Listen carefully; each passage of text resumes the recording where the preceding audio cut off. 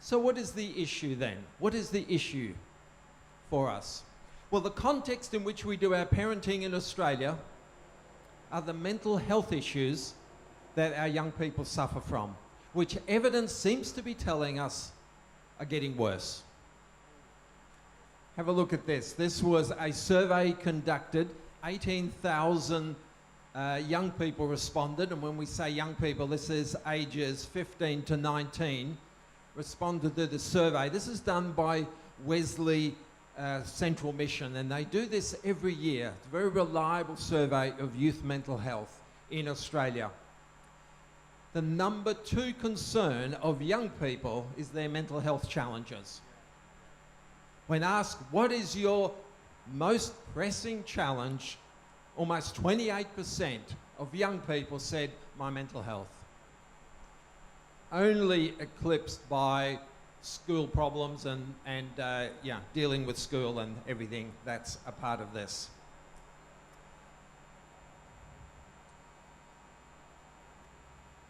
The psychological distress in young people, and there are certain criteria that they use for measuring psychological distress. But can you see what's happened? And if you think this is just a result of COVID, think again. 2012, well before COVID, 18.6% of young people reported significant psychological distress. In just 8 years, from 2012 to 2020, that has risen to 26.6%. And that was just before COVID hit. So you can see the trend. And you can extrapolate where that might be in 10 years, in another 10 years, or where that might be in another 20 years if this trend continues. And, might I add, this is despite all of the mental health interventions that we have now that we didn't have 30 or 40 years ago, that we certainly didn't have when I was a kid at school. This is despite the school counsellors, despite adolescent mental health centres. The mental health of our young people in Australia is not a pretty picture. And to give you another picture of it, and this is amongst females. Mental health issues are generally more prominent with females. Similar trend with males, but it's very marked there in females, the amount of distress. 2 out of 5 in 2020. 2 out of 5 reporting psychological distress. This is probably going to be a little harder for you to see, but the lower lines are 2014, 2015, and the higher lines indicating higher frequency, higher levels of anxiety are the 2017 to 2018, and they are done for men and women. The men are in blue. But you can see in both cases it's risen. And we're only talking the difference of a few years. Data collected in 2014, 2015 versus data collected in 2017, 2018. And you can see a marked trend in that age group. Good news is that anxiety does tend to get better as you get older. There's not much good about getting old, I've decided, but that's one thing. Your anxiety and depression tends to get better. We see a similar picture with depression. Again, if you look at the sort of 15 age group early on, again, you can see the increase that has occurred between the 2 bluish lines down the bottom and the two brown lines at the top. The lower one being 2014, 2015, the higher one being 2017, 2018. Well, why is parenting such a tricky business? Why is it so tricky? Let me suggest some things to you.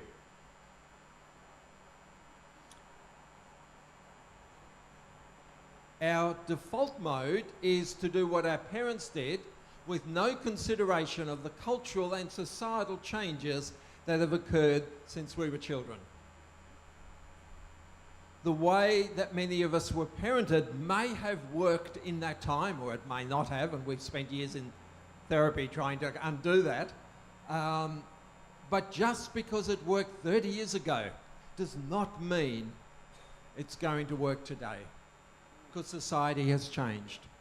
And our parenting styles need to adopt to the changes in society that change the reactions of our young people and societal expectations. I'm not saying we simply go with the culture. I'm not saying we simply go with what everybody else is doing. I'm not saying that we simply go with the world, if you want to use a Christian type of term.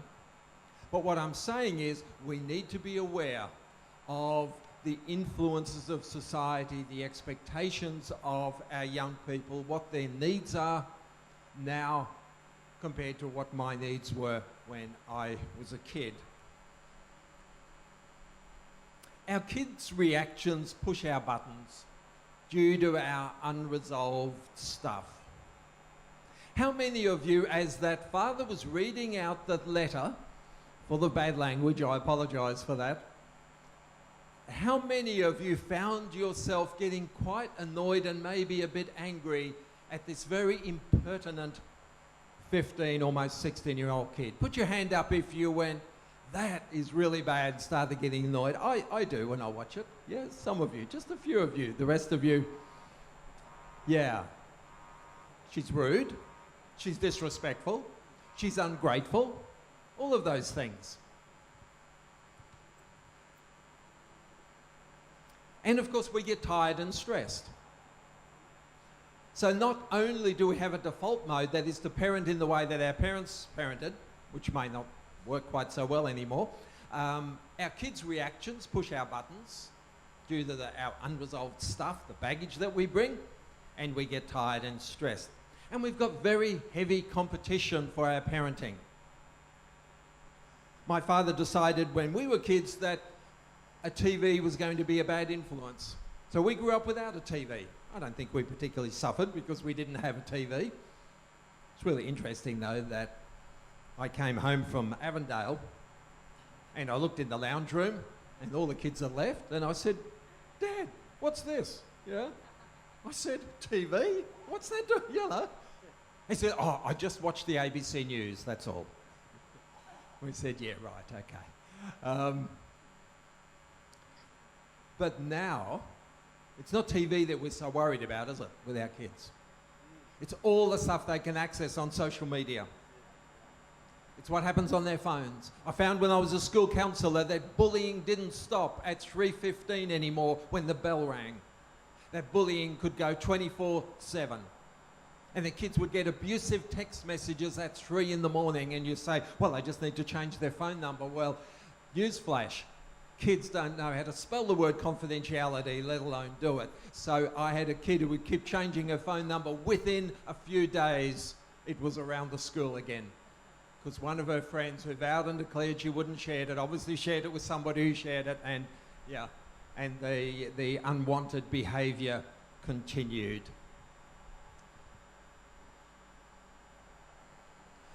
What are the key elements of emotional health? If there is a problem with emotional well-being with our kids, and I would argue that there is, and by the way, I don't know whether you've ever heard this, but have you ever heard people say, kids have it so easy today? Have you heard that? I've spent much of my life working with young people, and I still am working with young people at Avondale. Most of my students are undergraduate students. My youngest student is 17. So I'm still working with young people. Let me tell you, they have a lot more conveniences, but that doesn't make life easy. And I would argue that life is harder for our kids than it's ever been.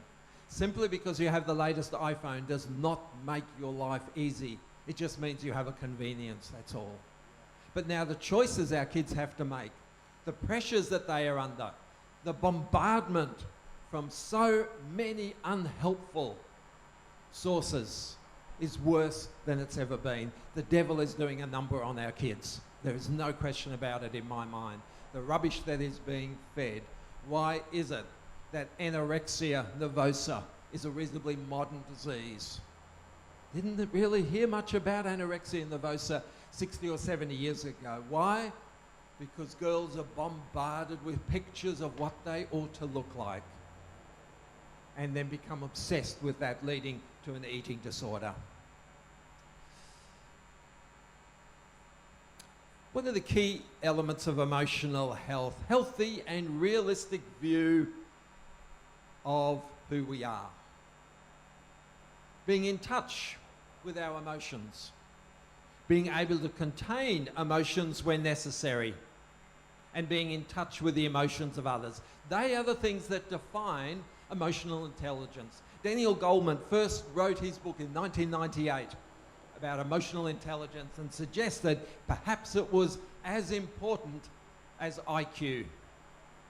The intellectual quotient was, he suggested, no more important than the emotional quotient.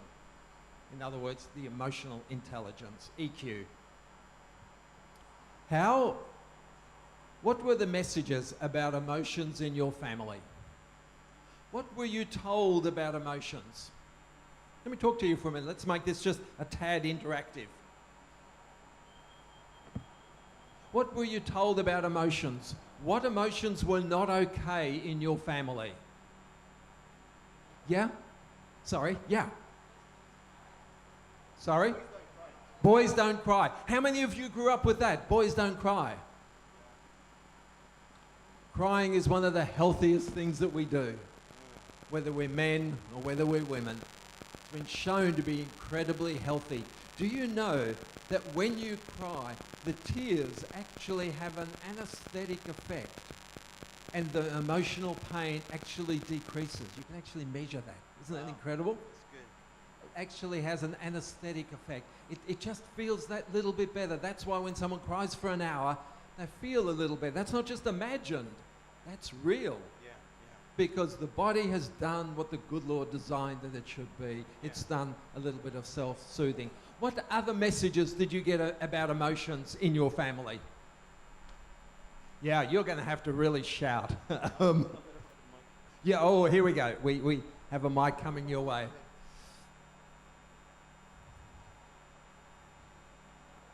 Morning, Karina. Lovely to see you. See, I can see you up back there. Lovely to see you. Not allowed to be angry or frustrated. Yeah, not allowed to be angry or frustrated, yeah. In my family, the rule was an interesting one. We couldn't get angry and frustrated, but my father could. Only my father could get angry, but as kids, we certainly couldn't. And nor could my mother, but my father could. Yeah. If we found something hard or we were reacting about something, then we would often be told, stop being so silly. Yes, so minimising of emotion, you're just being silly. But you know, when a 5-year-old kid loses their doll, there's nothing silly about that. Yeah, that is serious for a 5-year-old kid. And as parents, when we minimise that emotion, we're really saying is your emotions and feelings don't matter that much. In our church community, I'm a pastor, so I'm a bit sensitive to this. We're told and taught that emotions couldn't be trusted. Emotions couldn't be trusted. It's all part of the heart, you can't trust them. You can't trust emotions, yeah. I remember a lecturer when I did theology at Avondale. I remember a lecturer would often say to us, be my feelings what they will, Jesus is my saviour still. There's a lot of truth in that. But there's also, I think, there's a subscript to that. And the subscript is, don't trust your emotions.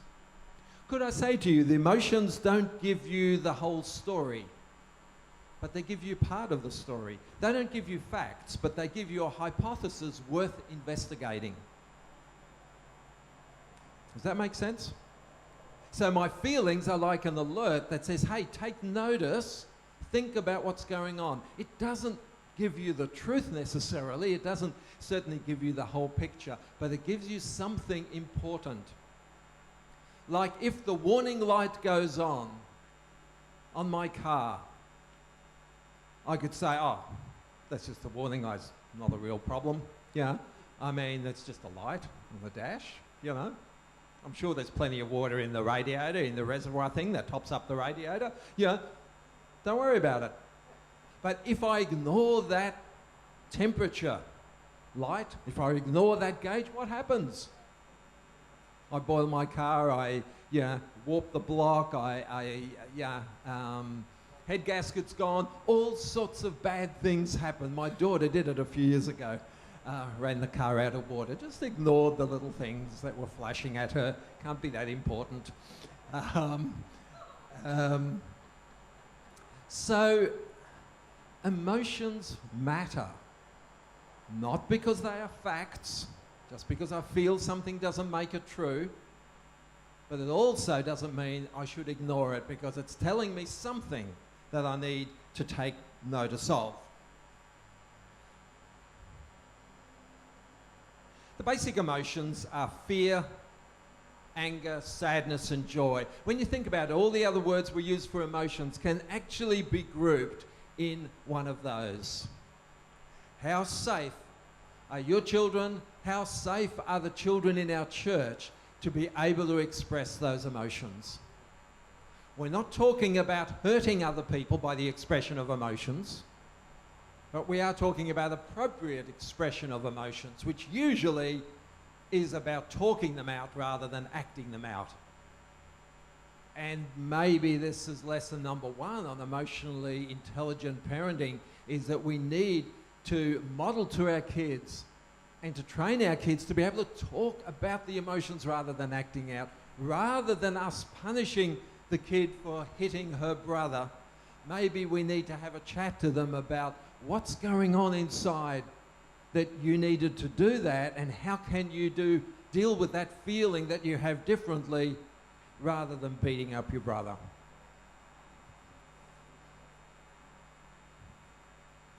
Kids want to lash out when they are angry and they want to hit. And that's what kids do. Anger so often comes from hurt. Anger is often a secondary emotion and hurt is the primary emotion. Because kids lash out when they're angry and hit, there's at least one good reason that I can think of for not hitting kids.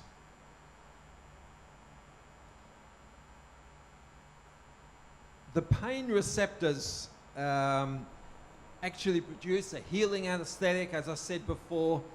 Our tears even have some endorphins, feel-good chemicals in them. And if our sadness isn't taken seriously, what can sadness lead to? Just call it out. What can sadness lead to? Depression. It's the key emotion in depression is what we look for. What we call it in psychological terms, we call it low affect, low expressed emotion, low mood, sadness. What to do when you feel angry? What do we need to train our children to do? Don't label or blame, don't put down, don't say anything you won't follow through or can't. Have you ever seen a parent or heard a parent? It wouldn't be you, of course, so it would be somebody else who might have said, "You do that again and I'll kill you." Really? Will you really kill your kid? Of course you won't. The little problem with that is the next time you say to the kid, "If you do that again, there'll be consequences." You know what the clever kid does? "Well, you didn't kill me last time, so I doubt there'll be consequences this time because you said you'd kill me. You didn't kill me." Never, ever say anything that you don't intend to follow through, because otherwise your discipline doesn't mean anything. Your boundaries can easily be violated. And, you know, it's really interesting sometimes when you watch people out in public with their kids. And 6-year-old Johnny wants something, and the first mum says a very firm, assertive, "No, you can't have that." And what does Johnny do? Johnny knows exactly what to do because Johnny's smart. He's a 6-year-old. So Johnny says, "You know, if I ask 343 times, I'll get it. And Johnny can do 343. Can't count to 343, but he can nag 343 times. And what does mum do? She says, oh, just have the thing and shut up. You know what the most powerful reinforcement is of behaviour? Partial reinforcement. I heard someone say it. Partial reinforcement. The whole gambling industry works on it. Every now and again, somebody wins lotto. Every now and again, somebody's scratch lotto ticket actually gives them $10,000. And that's all that is needed to keep a whole lot of mugs buying lottery tickets constantly, even though the chance of winning jackpot is often 1 in 15 million or something like that. Why? Occasional reinforcement. It's really, really strong motivator of behaviour.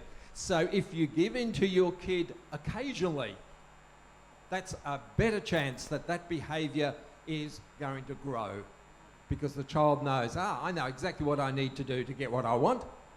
I just keep asking, and I keep asking, and I keep asking, and I just up the ante, and then I get what I want. The behaviour gets reinforced. Next time it happens again. Simple operant conditioning.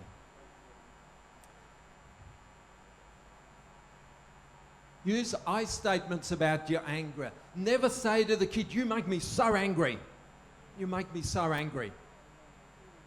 Because what you're saying to the kid is, other people control my emotions. And so therefore you can use that as well. And you can say that other people made you angry. And people, and young people, are then not trained to actually take responsibility for their feelings. Much better to say, you know, I felt pretty annoyed and probably a bit angry last night when I kept trying to ring you to see where you were and you didn't answer your phone, and you finally rock up at 12 o'clock, a good hour later than we'd agreed to, and I was also really worried, and my worry then turned to a bit of anger. That's the way we need to communicate with our kids and model that to them.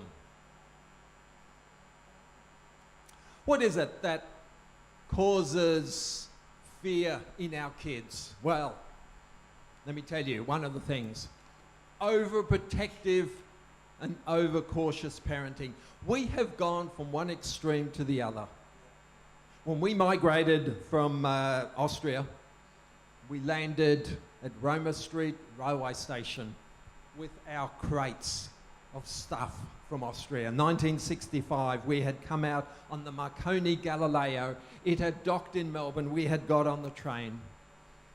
And some of you may remember the Harker family, who my parents first met at 8 Mile Plains Church on their first visit to Austria in the 50s. Became good friends of them. I remember Stan Harker, both Stan and Dulce passed away a few years ago. I remember Stan Harker putting the crates of stuff that we brought from Austria, there's only a few of them, putting them in the back of the farm ute, and us 3 children sat on top of them and went through the valley in the middle of Brisbane.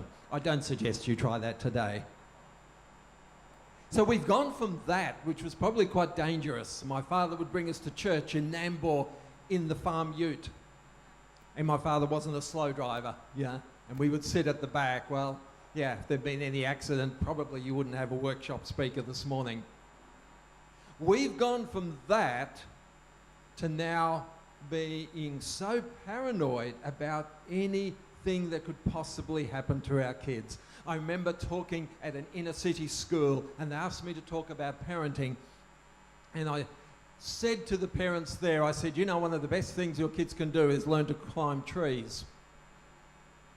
And afterwards, one of the teachers said to me and said, oh, heck, you were game. I said, why? I said, these parents, that's the last thing they're ever going to let their kids do is to climb a tree. That just ain't going to happen. It's just far too risky. And yet think of the learning that happens about risk. Now, I'm not saying doing it without parenting supervision. I'm not talking about climbing a 15-metre tree. Yeah, obviously we need to be sensible. But we know that anxiety is related. One of the things that feeds anxiety with our kids is overprotective parenting. Little cartoon there. I don't know. Can you read that there, or is the writing too small?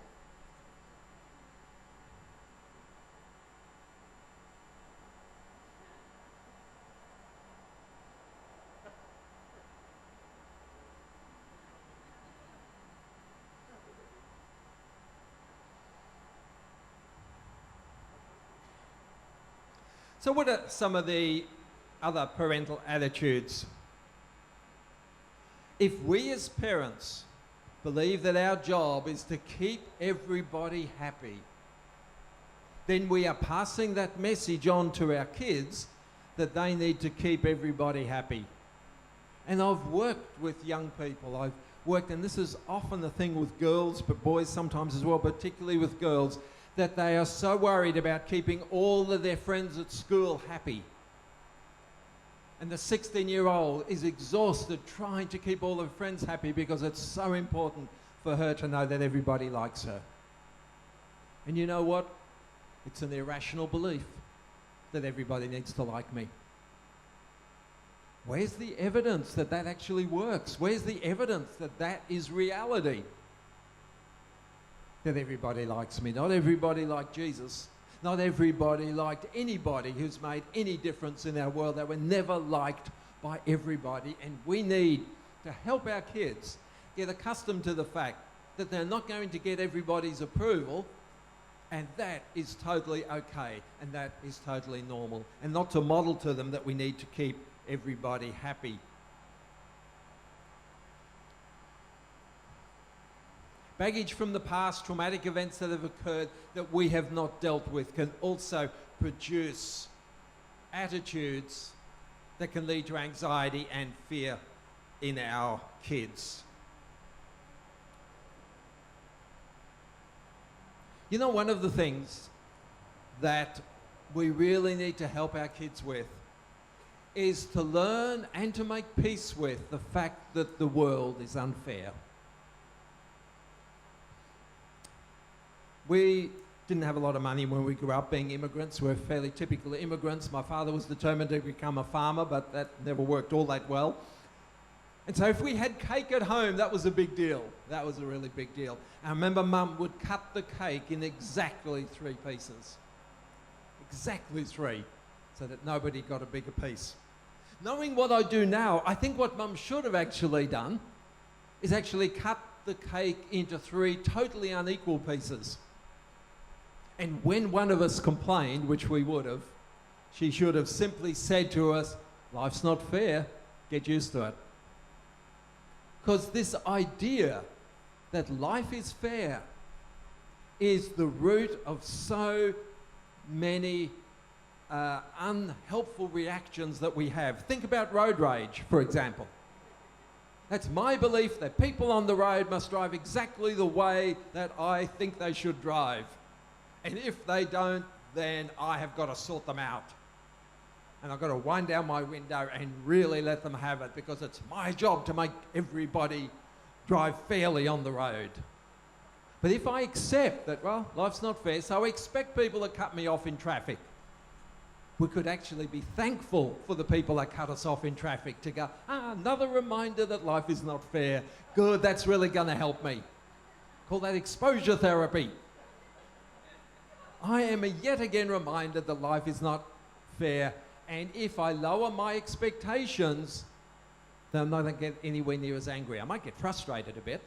You go, oh, wish he didn't, cut me off and almost cause an accident, but it's okay, I've got brakes, my car was fitted with brakes. This idea that life must be fair causes a lot of emotional dysfunction, I believe. And part of this is that we try to rescue our kids from the natural consequences. If something happened, my wife is a school teacher, and she doesn't get it very much at her current school, but she has certainly had it at other schools, and I know other school teachers who get quite a lot of this, and some of you here may be school teachers, and you'll know what I mean. What happens, do you think, when a school teacher rings Johnny's mum and says, "I need to talk to you about what Johnny's doing in class. It's not really working. He's upsetting a lot of kids. He's even bullying 1 or 2 kids." What do you think happens a lot of the time? Oh, no. I want you to know that Johnny is really being bullied in the class. And it's really not fair, and I wish you as a school would actually do something about it and look after my kid. Otherwise, I'm going to pull him out and send him to a better school. this idea that our kids can do no wrong. Like, really? And that is happening more and more, and teachers will tell you that. One of the things that I hear teachers say to me regularly that discourages them from staying in the profession is the defensive reaction they often get from parents when they have to confront issues. Rather than us being secure enough within ourselves to go, you know, if Johnny's been bad at school, that doesn't mean I'm a bad parent. It doesn't mean I've failed. It doesn't mean anything like that. It simply means he's a normal kid. That's all. It's not a terrible thing if my kid plays up at school or even gets suspended. That's all part of the learning process. Remember cheating, grade 5. I had never cheated before. Spelling test. German was my first language. In English, I've only been in Australia for about a year. I'm sitting right at the front. One thing about cheating is if you're going to cheat, don't do it when you sit at the front. Not a great idea. Sitting at the front, wooden desks in, I think it might have been Mullaney Primary School, small public school. I'm sitting there and I don't know, how to spell the words that the teacher's reading out. I turn to the person next to me and he nods his head. And that was, moves his paper over just a little bit and I copy. Well, teacher was a pretty smart bloke. Sends me straight up to the principal's office. Now, in those dark days, you know what was hanging on the wall in the principal's office, don't you? And I'm now a terrified little immigrant boy, little Austrian boy, absolutely terrified, as I sit in the principal's office and I just can see the cane up there on the wall and I go, I'm going to get hurt seriously. And of course the principal starts off with how he knows my parents. And how my parents seem such nice, good, decent Christian folk. And after that lecture, and I'm in tears, I wish he'd just caned me, it would have been less painful. Never cheated again. So I suppose that worked, his talk, appealing to the better part of me. It's not such a big deal if our kids get into a bit of trouble. It doesn't mean that we've failed. And we need to not try to protect our kids from natural consequences. Imagine if this is what our kids believed about themselves. Just imagine. Wouldn't that be a wonderful thing? If kids could say, I'm a good person, I get on well with most people, I can usually figure things out, I know I'm God's special child, I have a good brain, I'm really creative, I like the way I look. Wow. Wouldn't that make a difference to those stats that we looked at for psychological distress and depression and anxiety? If somehow we could get those sort of messages through to our kids.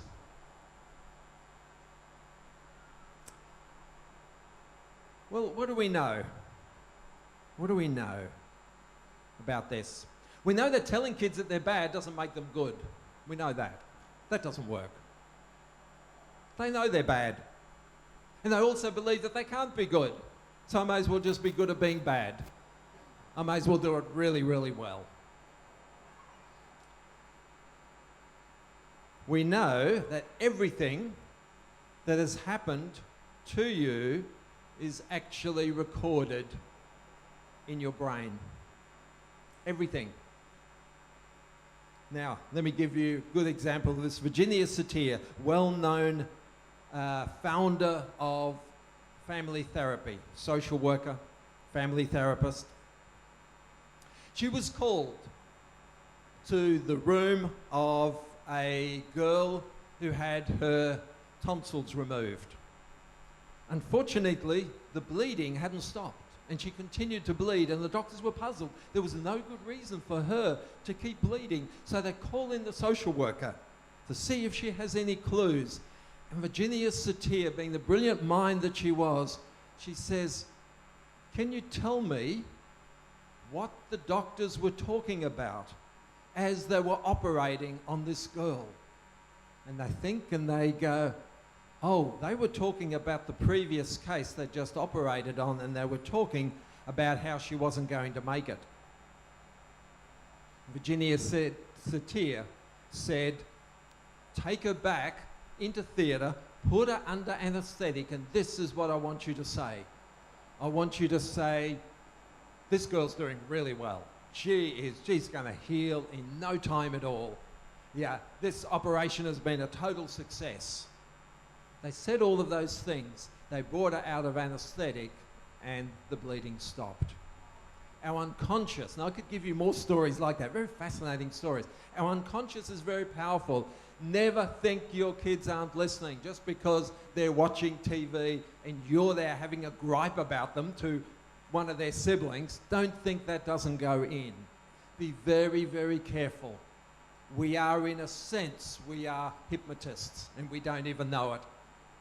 Messages getting through to the unconscious that we are not familiar with or that we're not aware of.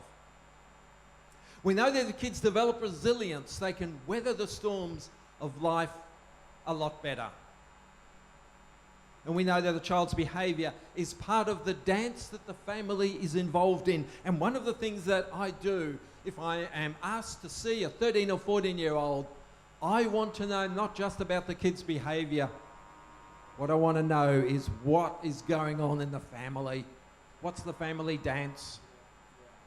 What's going on in this family that this kid feels they need to act out this way in order to survive or get my attention or be noticed? What's going on in the family? What's the dance? It's 3 parenting styles that have been documented. Now, I realise that our time is quickly running out, so let me go through as quickly as I can. Aggressive is a very reactive parenting style. You've done something wrong, so I'm going to really tell you what for. Very aggressive parenting style, a reactive parenting style. My buttons have been pushed, and boy, am I going to sort you out.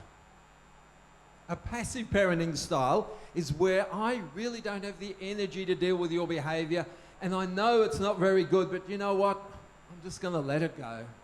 I'm just going to let it go. It's, I don't want to fight with you. I don't want the grief that comes from confronting you about the fact that you did something that we specifically asked you not to do. I don't want to be bothered with it. Passive parenting.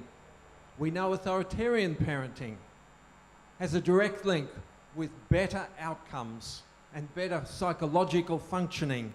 So authoritative parenting is where I'm not reacting, I'm not punishing, but I'm disciplining. I'm not punishing, but I'm disciplining. Authoritarian is where I'm assertive.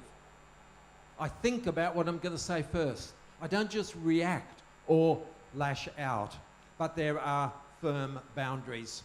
2 ways to love that a guy called Steve Biddulph has written some great stuff about raising children. Australian psychologist, really, really like his stuff. And he makes a distinction between firm love and soft love. And he says that both are needed. He said the danger is people will either only do firm love or only do soft love. And he said we actually need both. So firm love sets the boundaries. Firm love makes sure that consequences that are spelled out to the child are always followed through. No exceptions. Always followed through. And they shouldn't be punitive. They should be redemptive. And natural consequences as much as possible. If you have looked at something inappropriate on your iPad or your computer, and the natural consequence is you don't get your computer unless you need to do schoolwork, or you only access the computer in the living room. You can't have it in the bedroom. Natural consequences make a lot more sense to kids and are better for discipline. So soft love, time is an essential ingredient. Emotional coolness on the mother's side has been shown to be a risk factor for suicide. So mothers that are detached from their child, not much hugging, not much cuddling, not much touch, always busy, focused on other things. These are parents who provide well, but there's not a lot of emotional warmth, increases risk of suicide.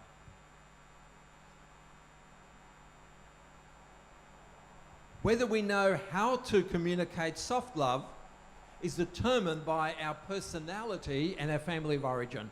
Was this modeled to us? How easy is it for us to show the softer side? Can we make ourselves vulnerable? These are all the things that work against the soft love, against the time, because soft love takes time and it takes emotional energy.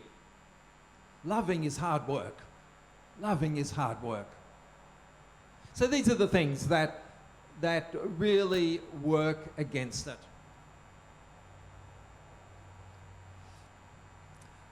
I just want to say a comment on the last one.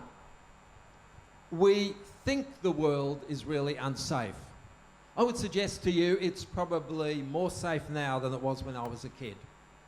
Statistics show that child sexual assault and child abuse has not increased over the years. The only thing is we all talk about it now, and we didn't in the 50s. That's the only difference. It was happening in the 50s, it was happening in the 60s.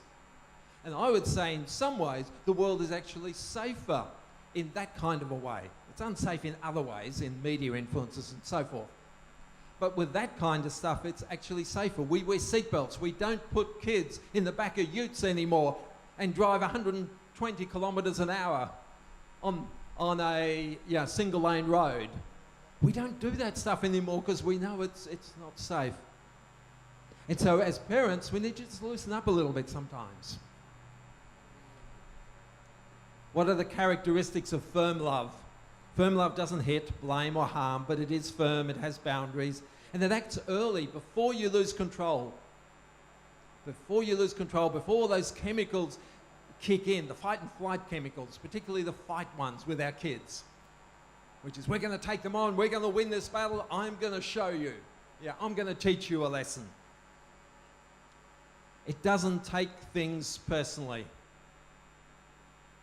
It uses techniques of stand and think about it, rather than just reaction. Biddulph also makes a helpful distinction between firm parents and mush parents. Parents who do soft love really well, but they don't do firm love, and he calls them mush parents. I like the way that Biddulph breaks psychology down into the really easy understandable. And he does that particularly well, being a family psychologist and an Aussie. I'm sure that helps him.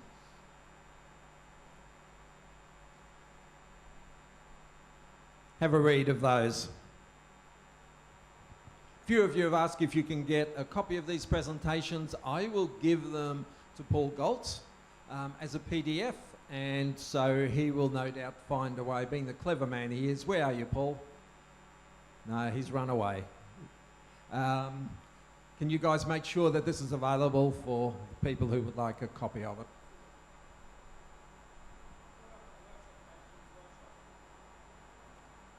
Sorry, mate, I didn't. Okay, so there's a website where they can download this from? Okay, thanks.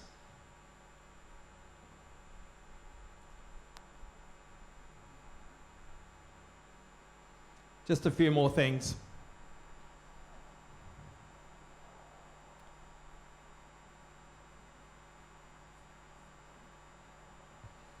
My spouse matters, but not as much as my kids. That's mush parenting. Do you know families that are totally child-centered?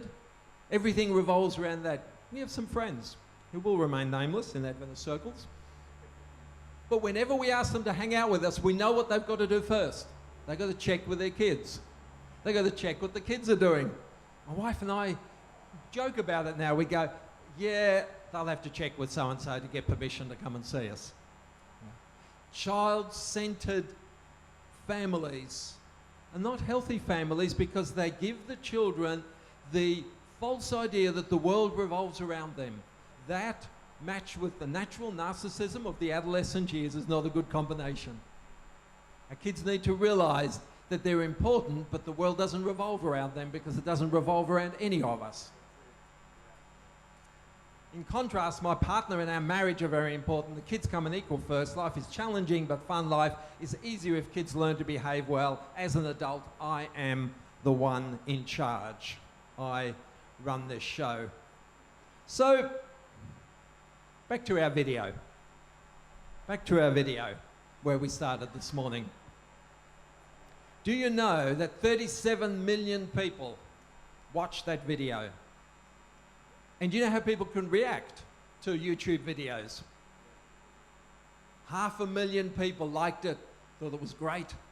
Only 47,000 disliked it, thought there was a problem with it. That scares me. 500,000 people think that this is okay for a parent to do. Why should you not shoot your child's computer and put it on Facebook? Let me tell you why. Because in the interaction, there was no adult present. The parent had left the room. There was just two adolescents. That's all. Because the dad was being exactly the same. And you might remember that he actually talks about the bad language that his daughter uses, and he himself uses bad language. So you've got two adolescents, you've got two children, there is no parent left in the room. Shame is a key emotion involved in depression, and he is trying to shame his kid into doing the right thing. Shame should never be a way of disciplining. Fear is a key emotion involved in anxiety, and he threatens her. He threatens you're not going to have a computer, you're not going to have a phone, and he threatens a lot of stuff that he actually can't follow through, because how on earth can this kid finish high school with no access to a computer? Good luck with that one. He's going to have to back down on that. So again, he is threatening stuff he can't follow through. What he displayed was disrespect that matched the disrespect of Hannah to her parents. Just as Hannah's disrespectful to her parents, so he's now disrespectful to her. And two wrongs never ever make a right. It's not how it works. Never threaten anything that you don't plan to enact. Parents are the ones to give an example of how to deal with emotions appropriately. And he gives an example of how to be spiteful, how to be revengeful, how to get even. Not a great example of a combination of firm love and soft love, which I believe is warranted in our parenting.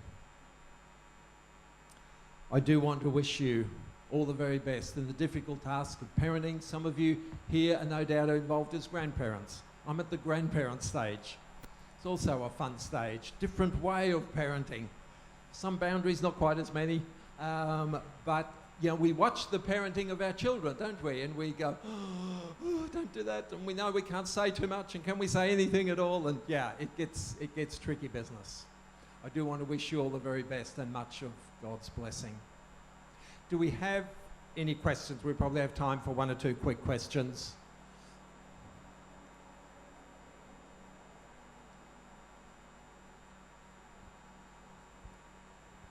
Look at Any that, questions? I've confused everybody. Here we go. We've got one over here.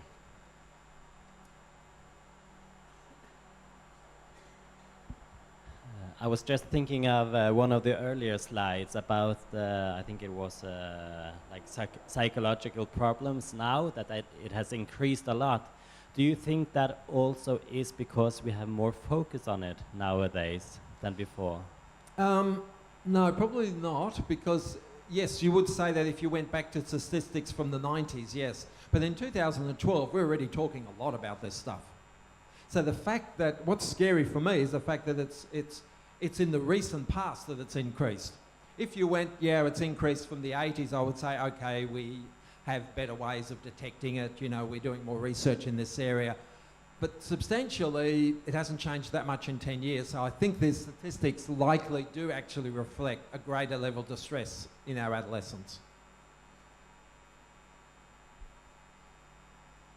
Anyone else has a question? Just put your hand up. Yep, wait, on the other side. This is your exercise, Yeah, mate. it is.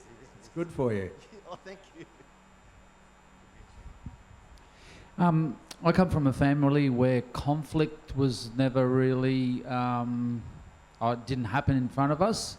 Yep. And I'm just wondering if you've got any suggestions for how I now show to my own kids that conflict is actually necessary and healthy and something that they need to learn how to do. Excellent question, because I've had clients who are so terrified of conflict, and people come in for couples therapy, they have no idea how to have a good, clean fight with their partner because they never saw it modelled. So I would argue that conflict between parents, as long as it stays respectful, as long as it's none of the four horsemen that we talked about yesterday, criticism and stonewalling and contempt and that kind of stuff. I think if it's done without scaring the kids, and if the kids are reassured, hey, mummy and daddy love each other deeply, but sometimes we don't see things the same way, and that's totally okay, I think that reassurance is needed. But I think if it's going to escalate, then that's going to have to happen elsewhere because kids get scared. But I think if we're going to do it without escalating, and if we can have a strong, assertive disagreement, like for us, we don't have kids living at home anymore, obviously, but Jill and I, as I described to you yesterday, we're quite different in many ways, and we will have some vigorous discussions, and some of them happen in front of our close friends that we feel safe enough to. They're never disrespectful, but our friends find it really amusing because we have friends that just never argue, while we're very good at arguing.